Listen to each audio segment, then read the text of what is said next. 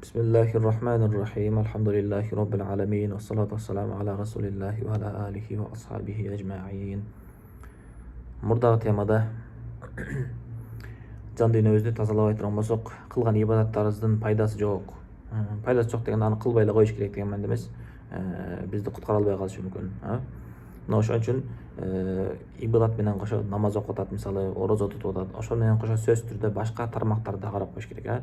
Бул жан дүйнөсү тазабы, башка бирөөгө ыза бербейби, башка бирөөнүн акысын жебей атабы, зулумдук кылбай атабы, уурулук кылбай атабы, же башка ошондой нерселерди карап коюш керек. Ошол жактарда кемчилик боло турган болсо, ошол жактарды оңдогонго аракет кылышыбыз керек. Биздин бейишке киришибиздин себебинен бири дагы ушул болчу. Бул жөн эле ибадат кылып, намаз окуйт, мечитке барып коет, анан орозо тутуп коет, мисалы, таравih окуп коет, мисалы. Ошол менен бейишке кирип кетем десе, бул жаңылыш болот. Мыякта ошол бейишти кимдерге экен сыпатта айтып берип атат. Аузу биллахи минеш шайтанir racim. Ва залика жазау ман тазакка. Бейишти айтып атат. Ал бейиш өзүн ушул тазалагандарга, өзүнүн нафсин тазалаган, жүрөгүн тазалаган, жүрөгүндө ошол оорулар болгон болсо, ошолордон тазалаган мына ошол пенделерге дейт бейиш. Мына ошондой пенделерге бейиш болот дейт. Болбосо бейишке кирбей калуу коркунучу бар экен, мисалы. Мына ошол жактарды карашыбыз керек. Жөн эле намаз окуп коюп, бул дин дегени ошол намаз окуп, мечит менен эле, орозо менен эле, ажылык, умра, зекет ошо менен эле чектелип калбайт. Аллах Тааланын өкүмдөрү бардык тармакта бар. Жөн эле ибадат кылып кой, болду, бейишке киресиң деген эмес. Аллах Тааланын өкүмдөрү, шариаттын өкүмдөрү жашообуздун бардык тармагына камтыган, бардык тармагын камтыйт. Буюрса, берки сабактан дагы өтөбүз. Ошол соода сатык болсун, үйлөнгөндө, ажырашканда, жубай тандаганда, мурас бөлүшкөндө, кыскасы бардык тармактарды окуганга аракет кылабыз. Мына ошол жактарда айтылат. Ошол нерселерди аткарганга аракет кылышыбыз керек. Болбосо жөн эле ибадаттарды чектелип калган, ошол мечит менен эле, намаз окуу менен эле, дарат алуу менен эле, ошол менен чектелген десе, бул жаңылыштык, чоң ката бул. Анан ушул шарияттагы башкалар менен жакшы мамиледе болууга, ата энеге урматсыз менен мамиле кылууда, башка кошуналар менен, башка адамдар менен жакшы мамиледе болууга да буйруйт. Хадисте айтылат, эки аял жөнүндө сурайт. Кечеги да айтып окшойт. Эки аял жөнүндө пайгамбардан сурашат сахабалар. Ошол эки аял бар дейт. Бирөөсү көп ибадат кылат, өтө көп ибадат кылат, көп зикир кылат, көп Кур'ан окуйт, бирок ал кулук мүнөзү жаман дейт. Ал кошуналарга ыза берет, башкаларга жаман мамиле кылат, кулук мүнөзү чатак дейт. Анда ал тозокко кирет дейт пайгамбар саллаллаху алейхи вассалам. Анда экинчи аял жөнүндө сурайт. Ал көп деле ибадат кыла албайт дейт. Көп деле ибадат кылбайт. Ошол парз болгон намаздарды окуйт, учурунда орозосун тутат, Кур'ан окуп турат. Ошол милдет болгон нерселерди, ибадаттарды аткарат дагы көп ачык аткара албайт. Бирок ал кулук мүнөзү жакшы, башкаларга жардам берип турат, кошуналар менен жакшы, үй бүлөсүндө жакшы мамиледе, кыскасы кулук мүнөзү жакшы дейт. Анда ошол бейишке кирет дейт. Бул жерде айткан максаты бул ибадатты кылбай эле коюш керек деген мааниде эмес. Ал менен кошо ошол кулук мүнөздү дагы оңдош керек деген мааниде. Кулук мүнөздү оңдош керек. Эми мисалы, ушул кулук мүнөз боюнча дагы мындай башкача мисал айта турган болсок, мисалы, баласы барлар болсо, бала чакасы бар болгондор болсо, элестетип көрсөңүз, кошуналарыңыз же мектептен башка адамдар мисалы сиздин балаңызды мактап атса, мисалы, балаңыз кулук мүнөзү жакшы, башкалар менен жакшы мамиледе болот, мисалы урушпайт же башка ошондой жакшы деп мактап аткан болсо, ата энеси сыймыктанат, ошо сүйүнөт. Демек жакшы тарбия кылыпмын деп. Эми шарият дагы ушул нерсеге буйруйт. Ушул кулук мүнөзү жакшы болууга ушул шарият дагы буйруйт. Бул жөн эле адамдар өзүнөн ойлоп таба алган нерсе эмес, бул шарият тарабынан ушул буйрулган. Кулук мүнөзү ушундай жакшы болуш керек. Адамдар мактай тургандай, ата энеси сыймыктана тургандай, мисалы бала чака болгон болсо, ата энеси сыймыктана тургандай болуш керек.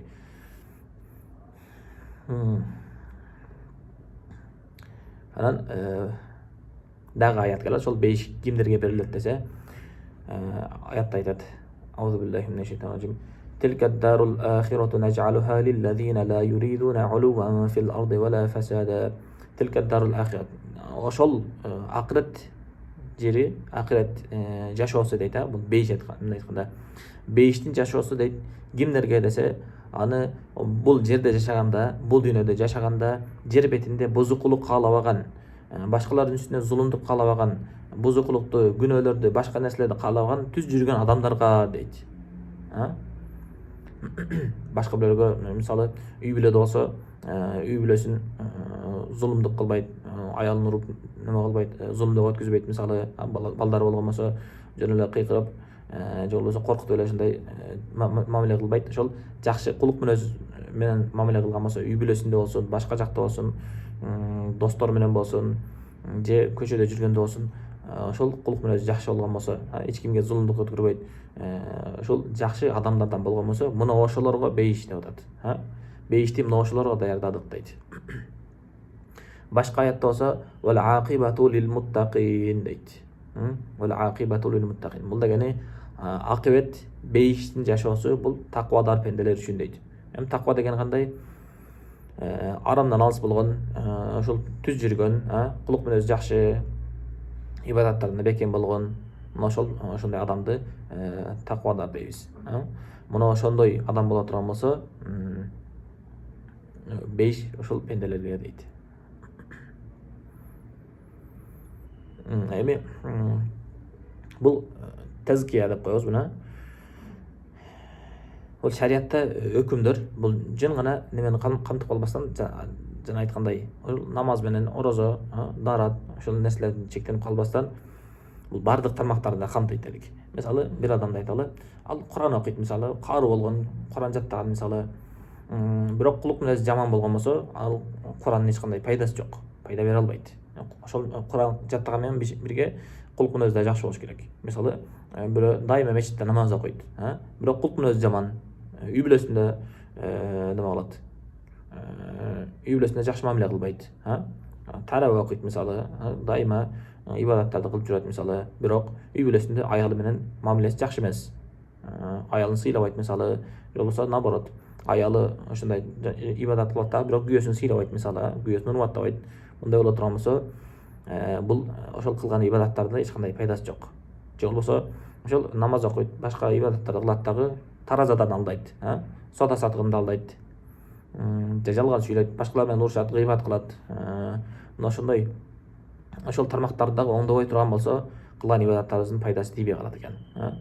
Мына ошол жактарды да сөзсүз түрдө оңдошубуз керек.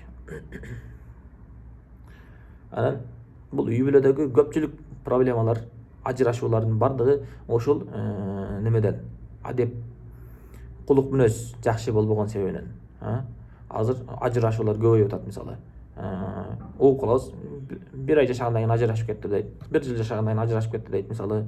Балалуу боло эле ажырашып кетти, мисалы. Булар эмнеден? Ушул шариаттын өкүмдөрү, кулук мүнөз жакшы болбогондон, шариаттын өкүмдөрүн бекем карманбагандан, Аллах Таала ушул эмне үчүн ушул неме алганды, үй бүлөнү эмнеге ушул неме кылат, бузулуусун каалабайт. Анткени ушул шариатты бекем кармай турган болсо, Аллах Таала биздин да бул дүйнөдө да, ахиретте да бактылуу болушубузду каалайт да. Эми бузулуп, жашоолор бузулуп, мисалы, балдар ортодо жетим калуусун каалабайт, үй бүлөлөр бузулуусун каалабайт, мисалы. Эми ошол нерселерди каяктан оңдойт экенбиз? Үй бүлөлөр бузулуусун алдын алуу, же болбосо балдардын жетим болуусунан алдын алуу, ошол динди бекем карманууда. Ушундай сабактарды көпкө угутуш керек, мисалы. Ошондой сабактарда ушул кулук мүнөз боюнча, адеп ахлакты жакшы оңдоо боюнча, ибадаттар боюнча ушундай сабактарды көпкө угутурушубуз керек. Мына ошондо неме болбойт, адамдын кулук мүнөзү бара-бара оңдолот дагы, анан кийин балдар жетим калбайт, ажырашуулар болбойт. Ошол көпчүлүгү кулук мүнөздүн жакшы болбогондугунан. Эми бул жакта эркектерге айтыла турган нерсе бар. Эгерде аялың сени ушул жакшы мактай турган болсо, бул жакшы киши, жакшы адам деп ушинтип мактап аткан, чын жүрөктөн мактаган болсо, бул жөн эле элдин астында мактап койгон эмес, чын жүрөктөн мактай ала тургандай даражада болгон болсо, анда сен жакшы адамсың дейт эркек. Эгерде аялың сени мактабай турган болсо, сен жакшы адам эмессиң дейт. Ушул дагы эреже. Бул эркектерге тиешелүү. Мына ошондой эле наоборот айтсак болот. Бул ушул жакта карап коюш керек. Эми мисалы, бул бир гана үй бүлөдөгү эле эмес, башка мисалы туугандар менен, бир туугандар менен, кошуналар менен алар менен да жакшы мамиледе болуш керек. Хадисте жанагы 2 аялдын окуясы айтылды го. Мына ошол жактарда жакшы көңүл буруш керек.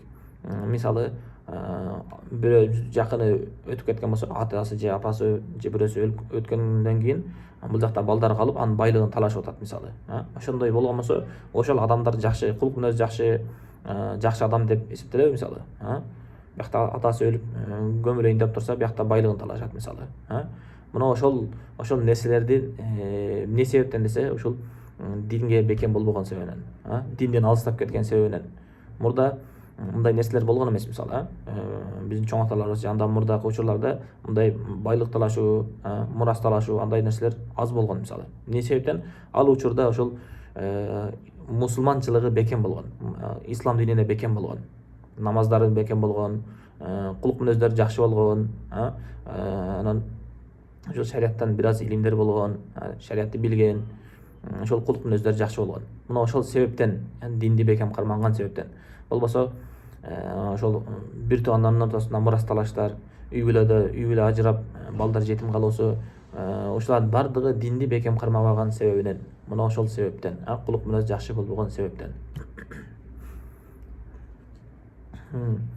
Пайгамбар саллаллаху алейхи ва саллям хадисте айткан: "Хиярукум ли ахлихи" дейт. Силердин эң жакшыңар үй бүлөңөргө жакшы мамиледе болгондор дейт. Үй бүлөгө жакшы мамиледе болбой турган болсо, ал аялы болсун, күйөөсү болсун, үй бүлөдө жакшы мамиледе болбой турган болсо, пайгамбар сөзү менен айтылат, ал жаман адам дейт. Жаман адам. Ал көчөдө башка адамдар менен, башка достор менен же болбосо башка тааныштар менен жакшы мамиледе сүйлөшүп кое бериши мүмкүн. Эмне үчүн? Анткени ал жаман сүйлөй турган болсо, балким барчы деп мисалы содасын ошол жерден токтотуп коюшу мүмкүн, балким достугун токтотуп коюшу мүмкүн. Сен дос боло албайсың деп мисалы четке сүрүп коюшу мүмкүн мисалы. Эмнеге үйгө келгенде ошентип эме болуп калат? Катуу сүйлөп, жакшы мамиле кылбай, ошол ушундай болуп калат. Анткени неме болот да, бул аялына жакшы катуу сүйлөсө деле, балдарына катуу сөйлөсө деле, бул кете албайт. Өзүнүн аялы болуп атат. Кетип кала албайт мисалы, балдары болсо кетип кала албайт.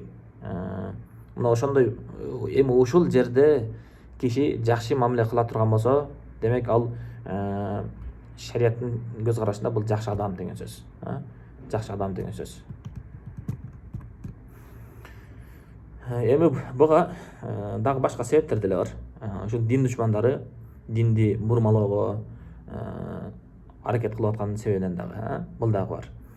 Эми азыркы мезгилде ошол ааламда ким күчтүү, ошол жарыш болуп атат. Мисалы, чоң мамлекеттерди карай турган болсок, мен күчтүү деп мисалы бирөөлөрү курал жарак боюнча жарышып атат.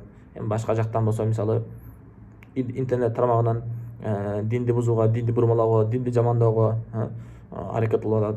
Бир жагынан болсо жаштардын кулк мүнөзүн бузганы, ар кандай камерага чыгып алып бийлеп бир нерсе кылып, ошентип адамдардын кулк мүнөзүн бузганы аракет кылып атат мисалы. Мына ошондой нерселердин дагы немеси таасири бар. Муну балдарды карап коюш керек. Ошол телефон алып берген болсоңуз мисалы, кимдер Инстаграмда болсун, ТикТокто болсун эмне болуп атат, кимдерди көрүп атат мисалы, кимдер менен дос болуп атат. Ошону караш керек. Ошону текшерип туруш керек балдарды. Ал мектеп жашында анан кийин телефон алып берип койгон болсо, мына ошол дагы неме болот. Анан карабай, текшербей турган болсо, балдардын ошол туура эмес жолго кетүүсүнө дагы себеп болот. Эми ошондой телефон алып берип, ошол бойдон таштап койгон болсо, ата-энеси ушул нерсеге жооп берет. Ушул нерсеге жооп берет ата-эне. Кийин кыямат караганда эмнеге ошол балаңа ушинтиң эле, эмнеге ошол бойдон таштап койдуң, эмнеге жакшы тарбия бербедиң деп ушул нерсеге биз жоопкер болобуз. Ата-энелер. Балдарды жакшы тарбия кылыш керек болот. 5 жол дагы жеңил эмес, 5 жол да жеңил эмес. Пайгамбар саллаллаху алейхи айткан: "Хуффатил джаннату бил макарих" дейт. Же болбосо "Хуффат тариқул джаннати бил макарих". Бейиштин жолу, же болбосо бейиш ошол адам нафсине жакпай турган, нафсиге жакпай турган нерселер менен оролгон дейт. Мисалы, ким эле бамдатка туруп намаз окусу келет мисалы, ал тим койсо жатып уктай берсе, абетке чейин уктаса мисалы, ишке барбай кечке чейин уктаса мисалы, ким эле ошол 1 ай бою орозо туткусу келет, эч ким нафсине жакпайт да. Бул нәфске ошондой, нәфске каршы келген, ошол нәфсти тарбиялап отуруп, ошол себебинен бейишке кирет экенбиз, жан дүйнөбүздү тазалап отуруп. Эми бул адамдын, пенденин өзүнүн аракетинен болот. Өзүнүн аракетинен болот.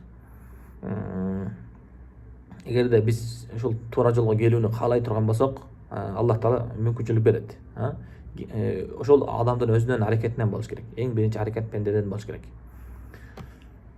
Биякта аятта айтат: "Валлазина ихтадау задахум худа ва атахум тaqwahum" дейт. Мухаммад сүрөсү 17 аятта ким туура жолго келүүнү каалай турмаса, туура жолго басып баштаган болсо дейт, аларды дагы да ошол туура жолго бекем кылып коет жана таквалык берет дейт. Хидаятка, ошол туура жолго бекем кылат. Анан башка аятта дагы айтат, мисалы: "Фастахдуни ахдикум". Менден ушул Аллах Таала айтат, неме дейт? Менден туура жолду сурагыла, дуа кылгыла, туура жолду сурап, ошого аракет кылгыла. Жөн эле дуа кылып отуруп калбастан, туура жол издегени, мында ойлонуш керек адам, жөн эле жаныбарга окшоп жеп ичип коюп, эртең менен туруп, кайра түнү уктап, ошол бойдон эле жүрө бербестен, ошол эмне үчүн жаралдык, ошону ойлонуш керек. Эмне үчүн жаралдык, эмне үчүн өлөбүз, өлгөндөн кийин каяка барабыз? Ошол нерсеге кичине ой жүгүртүп коюш керек болот. Ошол менден ушул туура жолду сурагыла, анан дуа кылгыла, ошол неме дейт, силерди туура жолго баштайм дейт. Анан ушул акыйкатты моюнга алыш керек болот да. Биз пендебиз. Бул пенде болгондон кийин ушул пендечиликти кылыш керек болот. Бул пендечиликтин эң негизги максаттарынан ушул ибадат. Ибадат жана биякта айтылгандай, ушул үй бүлө куруу, үй бүлөдө бала чаканы, аялдарды жакшы тарбиялап, ушул кийинки урпакка жакшы урпак калтырыш керек болот. Ушул бала чаканы жакшы тарбиялаш керек. Андан кийин ибадаттар, соода сатык болсун, ошол жакта дагы бардык нерседе жакшы кулк мүнөздө болуш керек. Ошол пендечиликти кылыш керек болот. Эми ушул акыйкатты моюнга алыш керек. Мисалы, пайгамбардын учурунда акыйкатты билет эле, бирок моюнга албайт. Мунафиктар болот эле, мисалы, пайгамбарыбыз менен чогуу намаз окуган, пайгамбарыбыз менен чогуу согуштарга чыккан, бирок ичинде башка нерсе, бул сыртында башка нерсе. Сыртында мусулманга окшоп эле жүрөт, намаз окуп пайгамбарыбыз менен жүрөт, бирок ичинде жаман көрөт, душмандык кылат, мисалы, моюнга алгысы келбейт. Ал нерсе мунафиктар, эки жүздүү деп коебуз. Мына ошолор Куранда айтылат, алар тозоктун эң түбүндө дейт. Al-munafiquna fi ad-dark al-asfali min an-nar дейт. Ошол эки жүздүүлөр тозоктун эң чукурунда, эң азабы каттуу жерде азапталышат дейт. Алардын ошол сырткы жөн эле намаз окуп коюп, башка кылгандары пайда берген жок. Ошол жүрөк менен дагы динди сүйгөн аракет кылыш керек. Анан ошондой окуялар да болгон пайгамбарыбыздын учурунда. Ал акыйкат экенин билген, пайгамбар экенин билген. Анан Куран окуса, ошол Куранда акыйкаттар экенин билген дагы эмне кылган? Бул өзү жетим болсо, биздин эң урмат сыйлуубуз эмес болсо, мисалы, эмне үчүн муну ээрчишибиз керек дейт, мисалы. Анан пайгамбарыбызды ээрчигендер башында көбүнчөсү неме болгон? Бейбечаралар, алсыздар болгон. Анан бул жалаң эле алсыздар, кембагалдар ээрчип атат. Биз да ошолор менен кошо ээрчийбизби деп моюнсунбаган, текеберленген, өзүн алардан жогору көргөн.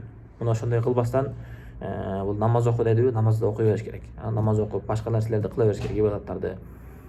Бул динде эч бир пендеге жамандык кааланбайт. Бул нерсени айтып аткан себеби ушул бардыгыбыз бейишке кирели, бардыгыбыз жетишип бейишке кирели, ошол тозоктон сакталып калалы деген максат да бул сабактар дагы.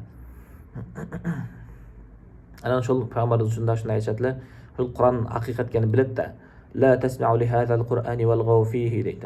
Ушул Куранды укпагыла дейт. Куран окулса, мисалы, пайгамбарыбыз дават кылып Куран окуп берген адамдарга, мындай жарыя кылып, мындай базарларда же башка жерлерде ушул Куран окуп берген болсо, Куранды уккан деле ошол ишенишкен да, бул Куран мужиза болгон, Куран мужиза болгон. Эч ким мындай сүйлөмдөрдү түзө алган эмес, Курандагыдай сүйлөмдөрдү түзө албайт дагы. Ошол окуп бергенде эле ишенип, бул чыныгы пайгамбар экен деп ишенип ыйман келтиришкен. Эми ошол угуп калбасын, момундар, мусулмандар көбөйүп кетпесин деп аркасынан, пайгамбардын аркасынан ошол дин душмандары эришип жүргөн дагы, кайсы жерде Куран окуп баштаса эле, дават кылып баштаса эле, жанагы домбура чалып же башка кыйкырып, ызы чуу кылып, Куранды угузбастан үндөрүн катуу чыгарып, ушинтип неме кылышкан, тоскоолдук кылышкан. душмандык кылышкан. Эми бизден Аллах Таала ошол кичине эле нерсе сурайт, ошол сураган нерсеси күндө аш барса 1 саат, 1,5 саат болушу мүмкүн. Намаз окусак, даарат алып ушул намаз окуган бардыгы ушул 1 саат, 1,5 саат болушу мүмкүн. Эми күндө 24 саат берип атат. Эми ошонун ичинен 1 саатты Аллах Таалага бөлүп кое турган болсок, ошол бөлүү да кыйын болуп атат да. Ошол Аллах Таала бизге ден соолукту берип атат. Мисалы көздү айта турган болсок, көрө турган көз, көзүңүз жок, же болбосо көрбөй калган болсо кандай кыйын болот, кандай кыйын. Же болбосо кулагыңыз укпай калды, кандай кыйын. Сүйлөй албайсыз же, кандай кыйын болот. Же тамак ичсеңиз аш болбойт, сиңбейт мисалы, кандай кыйын болот бул абал. Анан сиңгенден кийин мисалы чыгара албайсыз, башка ошондой дарылоо жолдору менен чыгарган болсо кандай кыйын болот. Эми ушул нерселер ден соолук бардыгыбызга берилди. Ошол берилгенден кийин кичине шүгүр кылып ушул нерсеге Аллах Тааланын айтканын кичине аткарып коюшубуз керек. Бул өзүбүзгө эле пайда. Аллах Таала ушул нерсенин бардыгын берип атат. Эми ошондо деле тоң моюн болуп, жок деген ошол намаз дагы баштай элек болсо, бул кандай адам болот бул? Аллах Таала ушул нерселердин бардыгын берди. Эми жок дегенде ошол 1 саат, күндө 1 саат, 2 саат убакыт бөлүп кой деп атса, намаз окубайт мисалы. Бул кандай адам бул? Мисалы, неме алатын болсок, башка бир мисал айтатын болсок, сиз бала тарбияладыңыз, тарбиялап чоңойттуңуз. Эми ошол балаңыздан көп деле нерсе талап кылбайсыз да, жакшы сүйлөшүп, жакшы кулк мүнөз ошондой болуусун, адамдар менен жакшы мамиледе болуусун, жаман адамга кошулбасын деп ошондой максат тилейсиз мисалы. Эми ошол сиздин тилиңизди укпай аткан болсо, ал сизге кандай жаман болот? Мен ушунча багып чоңойттум дейсиз мисалы, ушунча багып чоңойттум, тамак ашын берип, элден калтырбастан кийинтип, элден калтырбай жедирдим мисалы. Эми ошондо дагы мен сөзүмдү укпайт деп ошондо жаман көрөсүз мисалы. Жаман болосуз бул жактан мисалы. Эми Аллах Таала да ошондой да. Биз Аллах Тааланы укпай койгон болсок, бизге Аллах Таалага зыяны жок, бирок ушул сыяктуу эле болот да. Ал кийин ошол акыретке барганда, бул дүйнөдөн өткөндөн кийин ал өзүбүзгө эле зыян. Ошол намаз окубай койгон болсок, башка нерселер аткарбай койгон болсок, кулк мүнөз жакшы болбой турган болсо, ал өзүбүзгө эле зыян. Анан ошол айтылган нерселердин биз өзүбүзгө эле пайда. Мисалы, азыр жогоруда айтылгандай, балаңыз кулк мүнөз жакшы болгон болсо, жакшы тарбия алган болсо, ал өзүңүзгө жакшы да, өзүңүзгө сыймык болот. Мисалы, адамдардын астында урмат сыйга ээ болот, сиздин да урмат сыйыңызды көтөрөт. Мисалы, балаңыз жакшы болгон болсо, мына ошондой. Ал өзүбүзгө ошол шариатта кандай нерсе болгон болсо, пенденин өзүнө эле пайда нерселерди буйруган. Пенденин өзүнө эле пайда нерселер. Алдыда да окуйбуз буюрса, бардык ошол амалдарды, бардык ибадаттардын пайдаларын окуп чыгабыз буюрса, намаздын кандай пайдасы бар бизге, бул дүйнөгө, ден соолукка, акыретке, келечекке, мисалы үй бүлөгө кандай пайдалары бар. Зекет болсун, орозо болсун, ажылык болсун, умра болсун, башкалар менен жакшы кулк мүнөз, жакшы мамиледе болуу, алардын кандай пайдалары бар буюрса өтөбүз аларды дагы. Анан ошо шариатта ошондой эреже, шариатта бир нерсе айтылдыбы, ушул нерсени кыл дедиби, сөзсүз түрдө пайдасы болот. 100% ушуну ишенишибиз керек. Ушул эреже катары мээбизге сиңирип алышыбыз керек. Ушул нерсени кыл дедиби, сөзсүз пайдасы бар. Өзүбүзгө, ден соолугубузга болсун, чөнтөккө болсун, акчабызга, келечекке болсун, үй бүлөгө болсун, бала чакабызга болсун, акыретке сөзсүз түрдө пайдасы болот. Эми тыйыл деп ушул нерсени аткарба дедиби, сөзсүз түрдө зыяны бар. Ошону жакшы жаттап эстеп калышыбыз керек. Мына ошол бүгүнкү сабагыбызды ушул жерден токтотуп туралы. Эми бул жерден жыйынтык ошол шариатта айтылган нерселерди толук аткарганы аракет кылышыбыз керек. Аракет кыла беришибиз керек. Ар кимдин ажалы ар кандай. Ким качан өлүшүн билбейт. Эми ошол өлгөнгө жакын намазы болсо, баштай элек болсо намаз тургузуп, башка нерселер кыла элек болмосо башка нерселерди баштап ошол аракет кылыш керек.